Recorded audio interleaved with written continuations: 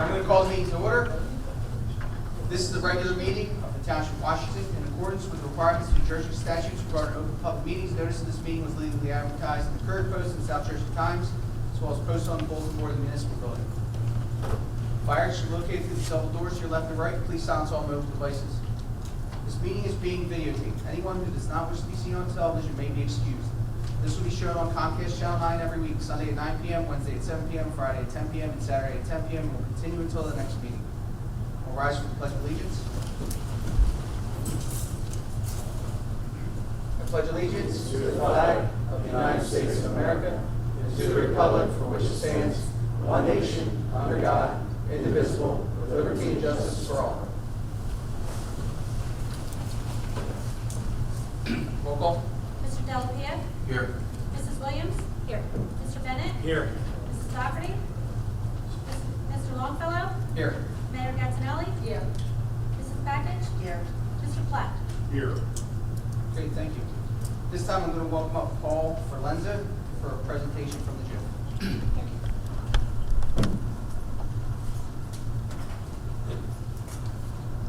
Just sit down. Perfect. You may regret that. Good evening, Borough Council President, members of council, mayor. My name is Paul Forlenza. I'm the executive director of the Gloucester, Salem, and Cumberland Counties Municipal Joint Insurance Fund, referred to it as TRICO GIF. And I appreciate the opportunity tonight to speak with you in regards to a renewal in the fund. Your current renewal process, the current term of your office ends effective the end of this year, and at the time of your renewal, I'd like to come out and just kind of have a conversation with you and make sure you understand the commitment to the Joint Insurance Fund and what we're all about and what we're doing and what's going on with your fund. I do recognize that you do have on your agenda this evening a resolution to renew your membership, so I promise to Colette I wouldn't say anything wrong to make you second guess your decision. Yeah, at this point, you can only talk yourself out of it, right? It's nice to see you as well, Mr. Black. With that said, I did put a copy of my presentation in front of everybody, and with your indulgence, there are some items I do want to highlight. If you flip to the first, actually page 2, I know that many of you participate in our annual elected officials training program. You're aware that over the last 18 months, we have seen some significant impacts on our JIF. They're highlighted on page 2. We had a statutory change related to COVID-19. I think everyone's aware that 6 months into the pandemic, the governor signed legislation that made individuals that are essential employees or first responders who get COVID, it's now a covered workers' compensation claim. That added about $24 million to our bottom line statewide, so that was a significant hit. In addition, we had a regulatory change that occurred in February of 2021, where the pension board made a determination that individuals who were injured severely to the point where they were eligible for an accidental disability pension would have to have all of their claim petitions settled prior to actually entering into the pension system. That ended up adding about $13.5 million to the bottom line in a 10-month period, which really had an impact on us. In addition, we are starting to see the impact of some other statutory changes, including recreational marijuana, the SAM legislative changes as well. We are also starting to see employment-related issues regarding recreational marijuana, as well as some land use claims. So these things are starting to percolate up. We're also dealing with a very difficult insurance market right now. We're seeing probably the most difficult insurance market, or what we call a hard insurance market, probably since the mid-1980s, which actually gave birth to joint insurance funds across the state of New Jersey. Some of the things we're seeing is almost a doubling of premium when it comes to cyber liability. I think you're aware of our emphasis in regards to cyber. We're also seeing a very difficult property market. I think everyone's aware of global warming, increasing costs of labor, increasing costs of supplies, and the such, and that is really driving our property premiums. In addition, we're also dealing with this issue of social inflation. The kind of general belief in the public that if I get hurt, it's got to be somebody's fault. So I got to sue that individual and get what's coming to them. That is having an impact on us. We are now being forced to settle more claims than we ever have before. I think everyone's aware of the significant settlement that occurred from a law enforcement claim in the city of Camden a couple of weeks back, $10 million settlement. All of these things are driving our budget. When you take a look at our budget, it's highlighted on page 3, you'll see that a good third of it really is outside of our control. And it's those issues that I just described to you are really impacting that 32% of our budget. The other 68%, that $9.8 million, is where we really can't have an impact. When you look at that $9.8 million, about $7 million of it goes into paying our standard claims. Right now, the joint insurance fund is self-insuring the first $500,000 of a workers' compensation claim, it's an injury to one of your employees. Also, the first $500,000 of a general liability or auto liability claim, and the first $100,000 of the first party property loss. When you look at our budget, that equates to about $7 million of our annual budget. How we spent that money is highlighted on the next page. When you look at where we are spending all our money, you can see that well over a third of it is being spent on handling workers' compensation claims. So how do we have an impact on that big piece? Because obviously we want to control the elements of the budget that we can. And that really starts on page 5. We have a wellness program. And our wellness program that was really built off the belief and the research that our office did in regards that over the last 40 years or so, there have been study after study that have indicated that employees who are healthy are less likely to be injured, and when they are, they recover much more quickly. Obviously, that saves a lot of money from our perspective. So as a result, about 10 years ago, we hired a wellness director. This is an individual who goes out and meets with the individual members and works with them to develop various wellness programs. You're probably thinking to yourself, all right, Paul, wellness and a property casualty pool, I can see it in a health insurance fund, but why a property casualty pool? Well, I think it's highlighted on the next page. These are statistics based upon the 3 joint insurance funds that I work with, that being Atlantic County, Burlington County, and the Gloucester-Sound Cumberland County PF. Incorporates 107 towns.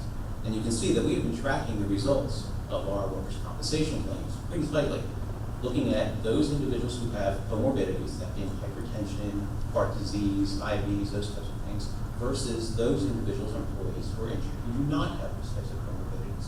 And really the statistics are pretty astounding. You can see that our overall cost for an individual who has a comorbidity when they're injured and doesn't, it's 85% higher cost associated with that claim. If you look to the lower left-hand side, you'll see that when it comes to indemnity and medical costs, that's time out of work, wage replacement, as well as medical costs, you can see that it's 152% higher costs for those with comorbidities versus those who do not. And then finally, on the lower right-hand side, it's lost time days. How long is that employee likely to be out? It's likely that if you have an employee who is injured and he has comorbidities, he's going to be out twice as long as an employee who does not. That is the reason why we have such a strong wellness program, and we're going to continue to promote that wellness program.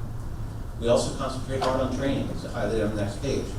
We do all of your risk management training for your police command staff, your management supervisors, and even the elected officials on an annual basis. When you think about training too, the biggest piece of it is the safety training, as highlighted in the right-hand side. As part of the TRICO JIF, you will have access to the Mental Safety Institute. The Mental Safety Institute provides 3 different training platforms that your employees can engage in. As many courses as they want to take, as often as they want to take them. It's MSI Live, which is live in-person training, similar to what I'm doing now. It is also training that's available through Zoom capabilities as well. We even have a DVD library, and we have streaming videos. So if you have police officers that may perhaps need to complete some training, they can log onto a website 24/7 and complete that training. So we really do offer quite a bit of training to your employees. Why do we do it? It's highlighted on the next page. What you'll see on the next page is our training opportunities. From 2003, when we did 14,500 training events across the state of New Jersey, to 2021, where we did in excess of 66,000 training events across the state. And what you'll see is the lost time accident frequency. Lost time accident frequency is an indicator of the severity of an injury of an employee. Back in 2003, for every 100 employees that was injured, 3 of those employees were injured to the point where they could not return to work for a minimum of 8 days.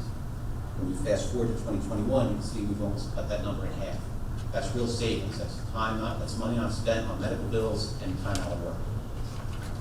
We also concentrate hard on transitional duty, which is highlighted on the next page.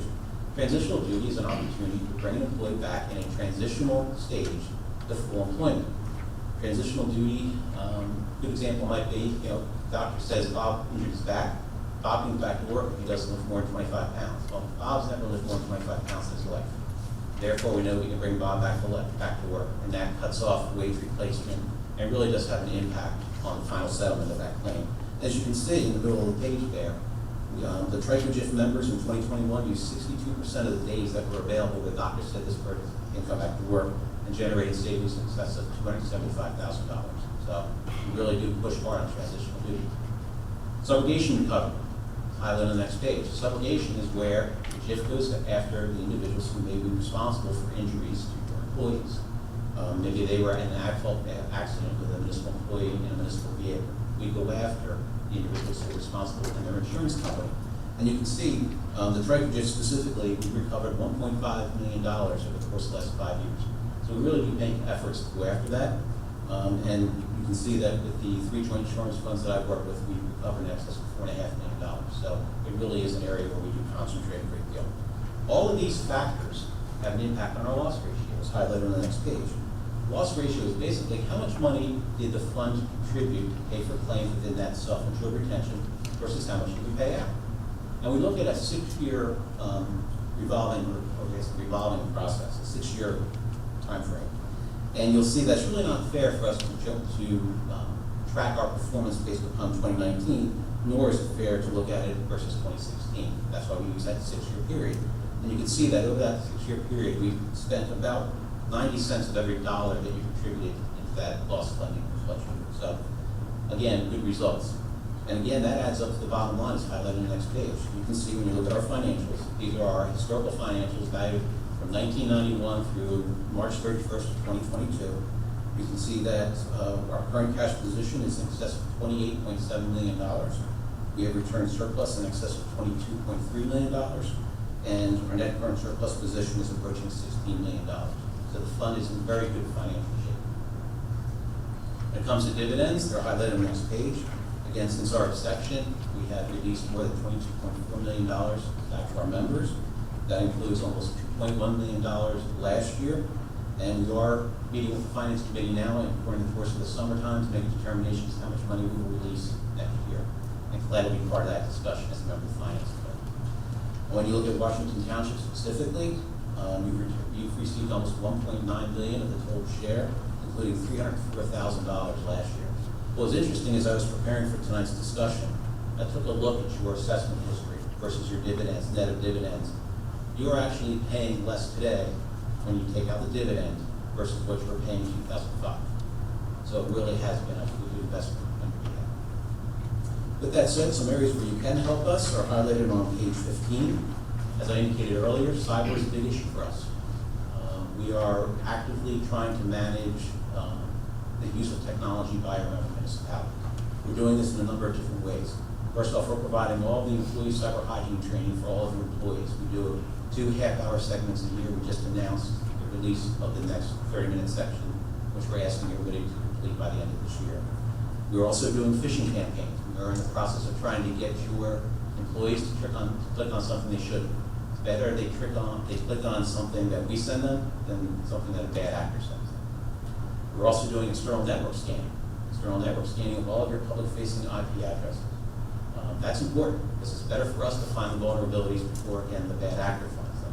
We're also doing penetration testing, where we actually do what we call ethical hacking, where we try to break into your network and see if we can get in. Because if we can get in, that means that bad actor can get in, and if they get in, it's going to be a very difficult couple of weeks for you, and a very expensive couple of weeks for you as well.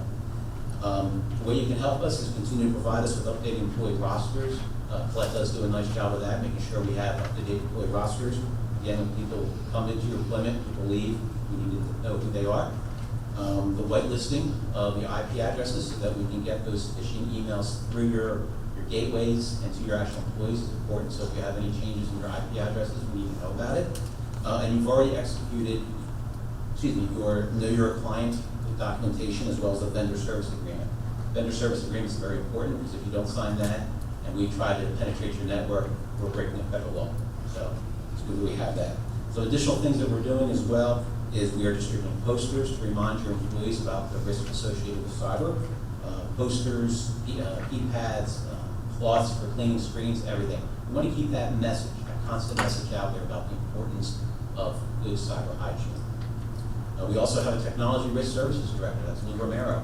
Lou comes out and meets with all of our individual members and works with them to meet the standards that the MEL has created for various tiers of security for your IT network. I know that Colette, you guys are in the process of doing that now. We're going to be setting up a meeting with Lou. And Lou will sit down with you and your IT professional and go through everything to make sure you guys are all set up and ready to go. So, again, one of the services that we offer.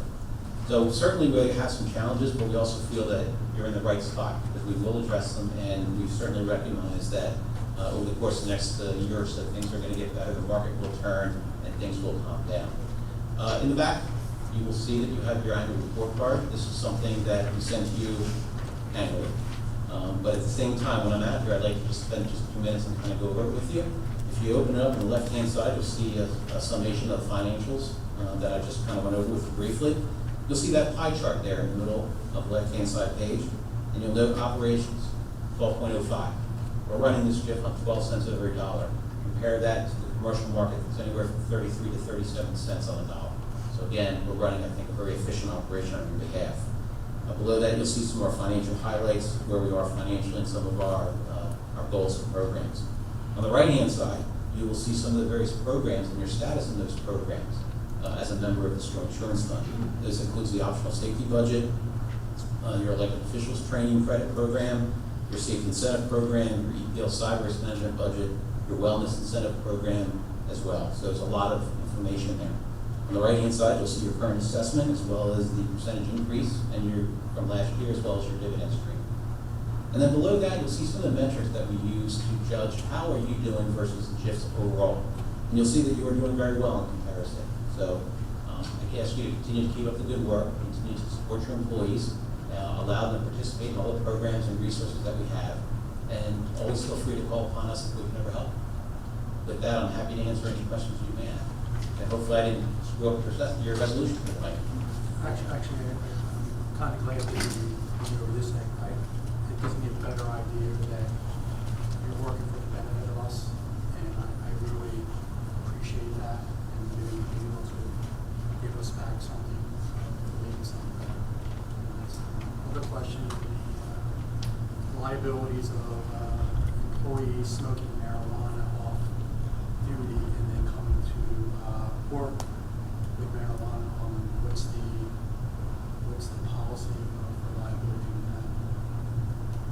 Well, I guess it really is from which perspective. In other words, if you know that that individual is obviously impaired, you have the ability to send that person off. With marijuana, it stays in the blood system. So let's say somebody comes to work, they seem fine, maybe they've been caught in a random drug test. If they have a CDL license, obviously that's a federal guideline, that's an issue, that they're out. But if they're not holding a CDL license and they're in a position where